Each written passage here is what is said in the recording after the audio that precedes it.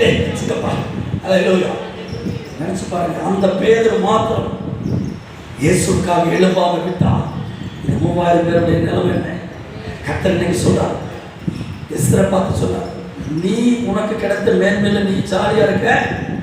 இந்த தேசம் அழிந்து கொண்டிருக்குது, யூத வளத்தை காப்பாற்ற உன்னால முடியலன்னா பின்பு வருத்தப்படுவேன். யூதர்களுக்கு ரட்சிப்பு வேற வழியா வரும். பேதுரு இல்லைன்னா அடுத்து வேற ஒரு ஆண்டவரை எழுப்ப முடியும்.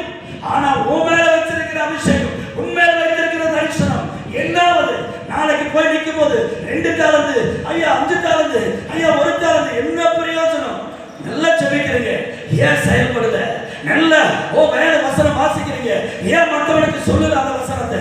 உனக்கு மட்டும் வச்சுட்டே இருந்த மண்ணுக்குள்ள போட்டு புதைச்ச மாதிரி இந்த மண்ணான சரீரத்துல உனக்குள்ளேயே புதைச்சு ஆண்டவருடைய ஆசீர்வாதம், ஆண்டவருடைய வார்த்தை ரொம்ப பிளஸிங்கா இருந்தது.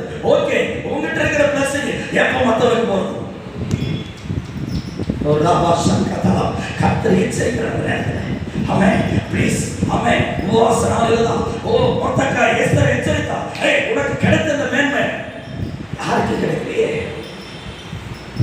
இப்போ சாட்டர்டேல வந்து தேவ சமத்துல தேவனோட இருக்கிறோம். இப்படிப்பட்ட பாக்கியம் வேற யாருக்கு கிடைக்கும்? அவரோடு இருக்கிறவங்களுக்கு தான் அவருடைய ஆசீர்வாதங்கள். கைகளை தட்டி கர்த்தரை பயன்படுத்துவோம். இந்த மேன்மையும் இந்த ஆசீர்வாதமும் உங்களை பயன்படுத்த போதுமானது. இன்றைக்கு கர்த்தர் உங்க ஆவியை தட்டி எழுப்பிக் கொண்டு இருக்கிறார். உங்க ஆவியை தட்டி எழுப்பிக் கொண்டு இருக்கிறார். இங்கிருந்து புறப்படும் போது உங்களுக்குள்ள இருக்கிற வல்லமை மகா பயங்கரமா கிரியை செய்ய போகிறது. கிரியை செய்ய போகிறது. கண்மு தேவ பிள்ளை, 2வதாக நாம் அங்கே பார்க்கிறோம். சீக்கிரமா திரும்புங்க. 3வது அதிகாரத்திலே